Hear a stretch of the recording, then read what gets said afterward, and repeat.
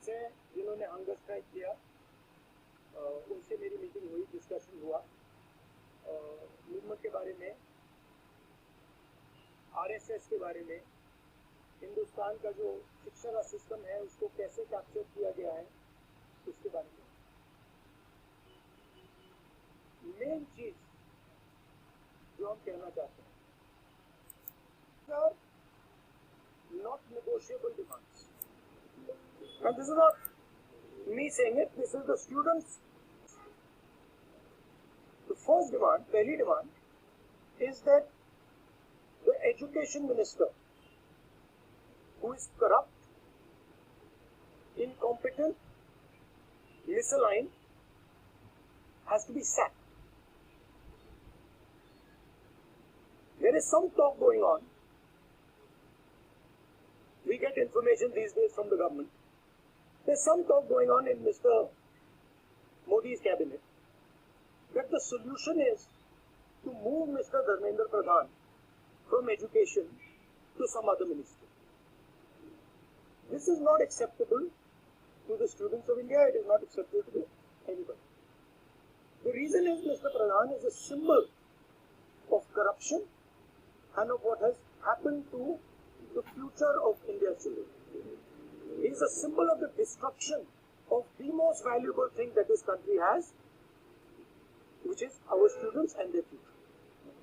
And so there is going to be no conversation about Mr. Dharmendra Pradhan being moved here, moved there, put behind, forward, nothing.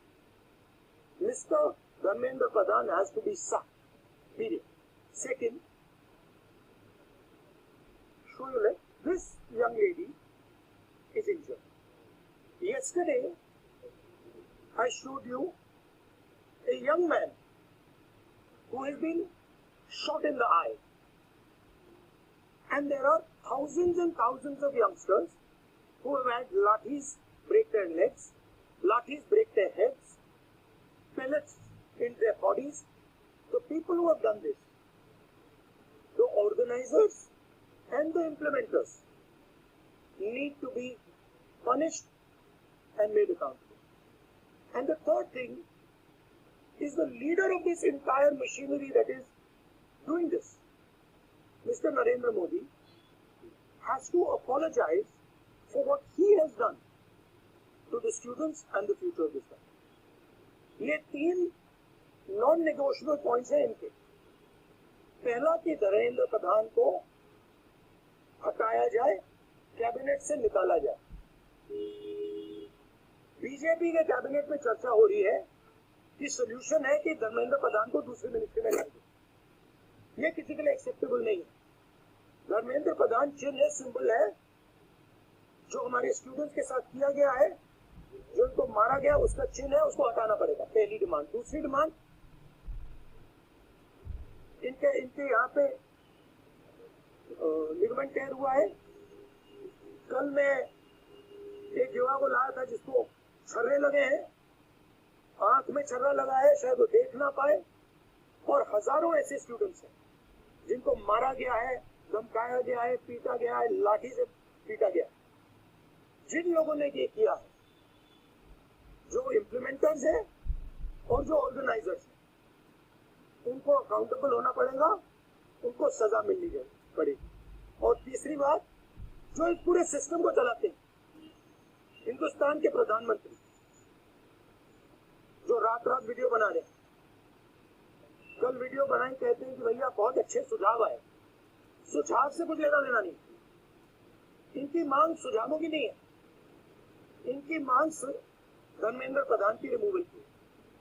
तो ये जो main in charge व्यक्ति है, ये इन students से माफी मांगे, अपोलोजाइज करें कि इनको पीटा गया है, मारा गया है, डिसरिस्पेक्ट किया गया. आप सबका बहुत बहुत धन्यवाद.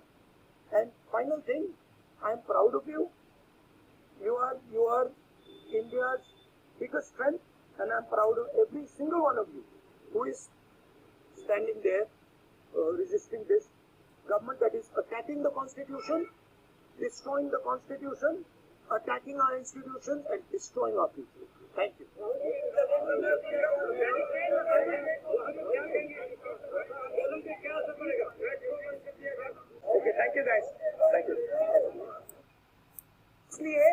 वो चाह रहे थे कि बिहार में शिक्षा व्यवस्था का जो हाल है, और कुछ करना करो, हम नहीं हटने वाले हैं, ये नहीं हट।